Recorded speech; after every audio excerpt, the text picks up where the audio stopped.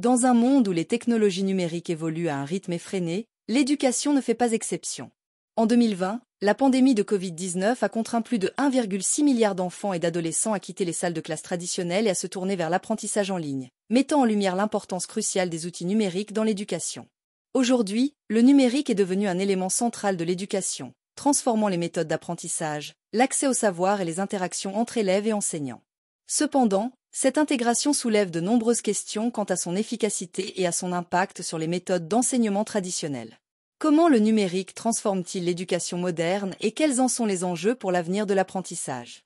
Nous explorons d'abord les avantages que le numérique apporte à l'éducation, avant de nous pencher sur les défis et les limites que cette transformation entraîne. Le développement des technologies numériques a radicalement transformé l'accès aux ressources éducatives. Autrefois limité aux bibliothèques physiques et aux manuels scolaires, les ressources pédagogiques sont désormais disponibles en ligne, rendant le savoir accessible à un plus grand nombre de personnes.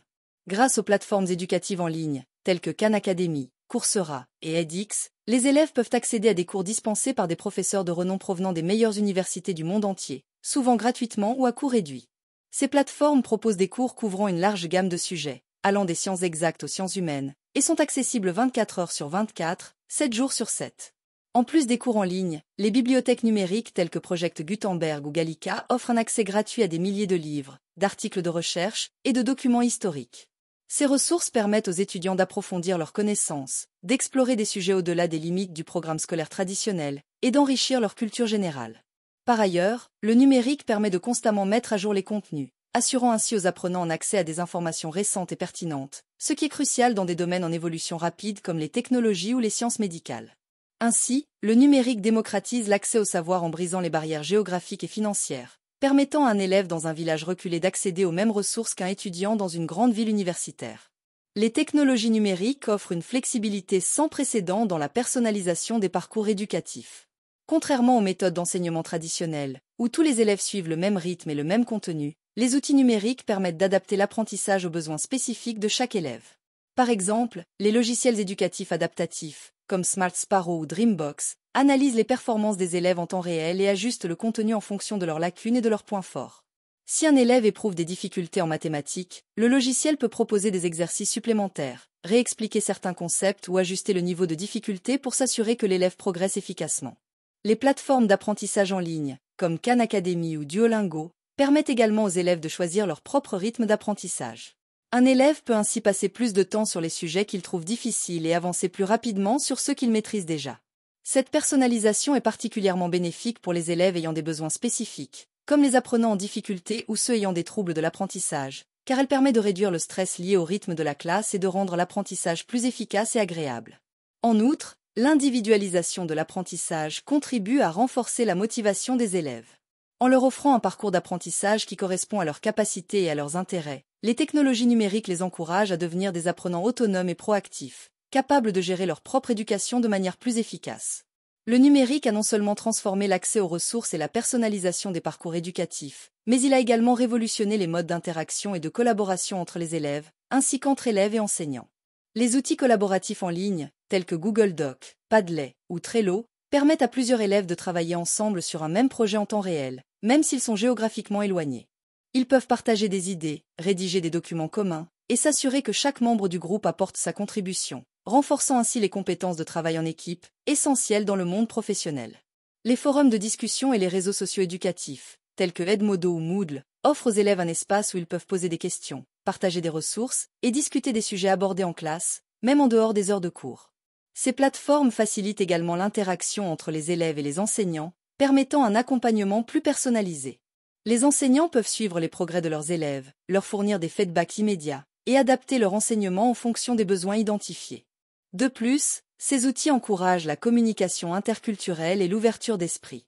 Les élèves peuvent collaborer avec des pairs du monde entier sur des projets communs, participant ainsi à une véritable communauté d'apprentissage mondiale. Ce type d'interaction prépare les élèves à un environnement de travail de plus en plus globalisé, où la capacité à collaborer à distance et à comprendre des perspectives différentes est un atout majeur. Ainsi, le numérique non seulement enrichit l'apprentissage en offrant des ressources et des parcours personnalisés, mais il renforce également les compétences sociales et professionnelles des élèves en les engageant dans des interactions collaboratives et enrichissantes. L'intégration du numérique dans l'éducation a indéniablement apporté des avantages considérables, mais elle a également mis en lumière une réalité préoccupante, les inégalités d'accès aux technologies. Dans de nombreux pays, et même au sein de pays développés, l'accès à Internet, aux ordinateurs ou aux tablettes reste inégalement réparti. Dans certaines régions rurales ou dans des quartiers défavorisés, les infrastructures nécessaires, telles qu'une connexion Internet stable ou des équipements informatiques, sont souvent inexistantes ou inadéquates. Cela crée ce que l'on appelle une fracture numérique, qui risque d'accentuer les inégalités sociales et éducatives. Les élèves qui n'ont pas accès aux outils numériques sont désavantagés par rapport à leurs pairs qui bénéficient d'un accès régulier à ces technologies. Cela se traduit par une différence de performance scolaire, car les élèves ayant un accès limité au numérique peuvent avoir plus de difficultés à suivre les cours en ligne, à réaliser des recherches ou à soumettre leurs devoirs via des plateformes numériques. En période de crise, comme lors de la pandémie de Covid-19, cette fracture numérique a eu des conséquences encore plus graves, empêchant des millions d'élèves de poursuivre leur scolarité normalement.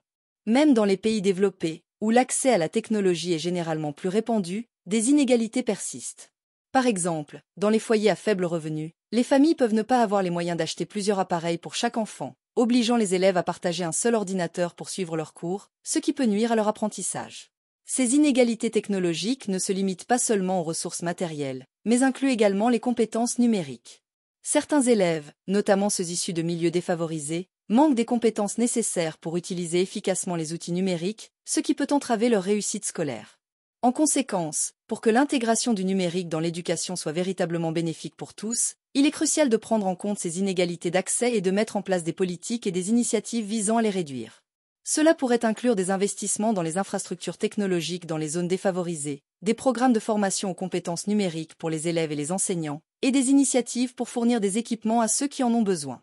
L'intégration massive du numérique dans l'éducation a également engendré une dépendance accrue aux technologies, ce qui peut avoir des effets négatifs sur l'apprentissage et le développement des élèves. L'un des risques majeurs est que les élèves deviennent trop dépendants des outils numériques pour résoudre les problèmes et accomplir leurs tâches scolaires.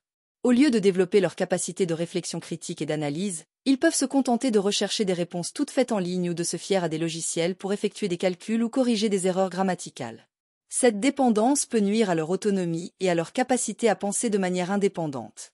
Par exemple, l'utilisation excessive de correcteurs automatiques ou de traducteurs en ligne peut empêcher les élèves de développer des compétences linguistiques essentielles, comme la grammaire, l'orthographe ou la construction de phrases. De même, le recours constant à des calculatrices ou à des logiciels pour résoudre des problèmes mathématiques peut limiter leur compréhension des concepts fondamentaux. En outre, la surutilisation des technologies numériques peut avoir des conséquences sur la santé et le bien-être des élèves. L'exposition prolongée aux écrans, que ce soit pour les cours en ligne, les devoirs ou les loisirs, peut entraîner des problèmes de santé tels que la fatigue oculaire, les maux de tête et les troubles du sommeil.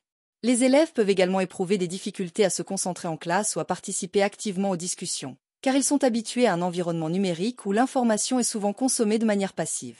Les effets négatifs de cette dépendance aux technologies se manifestent également dans le comportement des élèves. Ils peuvent devenir plus distraits, plus enclins à la procrastination, ou moins enclins à participer à des activités non numériques, comme la lecture de livres ou les activités en plein air. Cette tendance peut également affecter leurs compétences sociales, car les interactions en ligne ne remplacent pas les interactions en face à face, essentielles pour le développement de compétences interpersonnelles. Il est donc essentiel de trouver un équilibre entre l'utilisation des technologies numériques et le développement d'autres compétences cognitives et sociales. Les éducateurs doivent encourager les élèves à utiliser les technologies comme des outils complémentaires, et non comme des substituts à la réflexion critique, à la créativité et à l'apprentissage autonome. Si le numérique offre de nouvelles opportunités pour l'éducation, il peut également poser des défis importants en ce qui concerne la qualité de l'enseignement. L'un des principaux défis est de garantir que les outils numériques soient utilisés de manière efficace et appropriée dans le cadre éducatif. Sans une formation adéquate des enseignants et une bonne stratégie d'intégration, le numérique peut parfois compromettre l'efficacité pédagogique. Par exemple, les évaluations en ligne, bien qu'efficaces pour mesurer rapidement les compétences des élèves, posent des problèmes en termes d'intégrité académique. Les élèves peuvent être tentés de tricher en accédant à des réponses en ligne ou en utilisant des logiciels pour tricher lors des examens à distance. De plus, les évaluations automatisées, basées sur des algorithmes, peuvent ne pas toujours refléter la complexité des compétences des élèves, notamment dans les domaines où la réflexion critique et la créativité sont essentielles. L'absence d'interaction humaine directe dans les cours en ligne peut également réduire l'efficacité de l'enseignement, en particulier dans les matières qui nécessitent un accompagnement personnalisé. Les enseignants jouent un rôle crucial dans la motivation des élèves, la clarification des concepts complexes et l'adaptation de l'enseignement en fonction des besoins individuels. Or, ces aspects peuvent être difficiles à reproduire dans un environnement numérique où l'interaction se fait souvent par le biais de forums ou de chats, qui ne permettent pas toujours de saisir les nuances de la communication non verbale. Enfin, la surcharge d'informations disponibles en ligne peut également être un obstacle à la qualité de l'enseignement. Les élèves peuvent être submergés par la quantité de contenu disponible et avoir du mal à distinguer les sources fiables des informations erronées ou biaisées. Cela peut conduire à une confusion ou à une mauvaise compréhension des sujets étudiés. Pour maximiser les avantages du numérique tout en préservant la qualité de l'enseignement, il est donc crucial de former les enseignants à l'utilisation des technologies, de développer des stratégies pédagogiques adaptées et de mettre en place des mécanismes pour garantir l'intégrité académique. Il est également important de continuer à valoriser l'interaction humaine dans l'apprentissage, en trouvant des moyens d'intégrer le numérique sans pour autant se substituer à l'enseignement traditionnel. Face à ces constats, il est clair que le numérique possède un potentiel immense pour améliorer l'éducation. Mais ce potentiel ne peut être pleinement réalisé que si les technologies sont utilisées de manière réfléchie et équitable. L'intégration du numérique dans l'éducation doit aller de pair avec des efforts concertés pour réduire les inégalités d'accès, former les enseignants aux nouvelles méthodes pédagogiques et surveiller l'impact des technologies sur l'apprentissage et le développement des élèves. Seule une approche équilibrée et inclusive permettra de maximiser les avantages du numérique tout en minimisant ses effets indésirables. Pour garantir que l'intégration du numérique dans l'éducation soit bénéfique pour tous, il est crucial de continuer à explorer comment les systèmes éducatifs peuvent non seulement adopter ces technologies, mais aussi les adapter aux besoins de chaque élève et enseignant. Il est essentiel de réfléchir à la manière dont nous pouvons former les enseignants pour qu'ils utilisent efficacement ces outils tout en préservant la qualité de l'enseignement. De plus, il est urgent de s'attaquer aux inégalités d'accès pour que chaque élève, quel que soit son milieu socio-économique, puisse bénéficier des avantages du numérique. Ainsi, une question fondamentale se pose. Comment pouvons-nous garantir une éducation de qualité pour tous dans un monde de plus en plus marqué par la technologie numérique? Cette question mérite une attention continue et un engagement collectif pour assurer que le numérique devienne un véritable levier de réussite éducative pour tous les élèves, sans exception.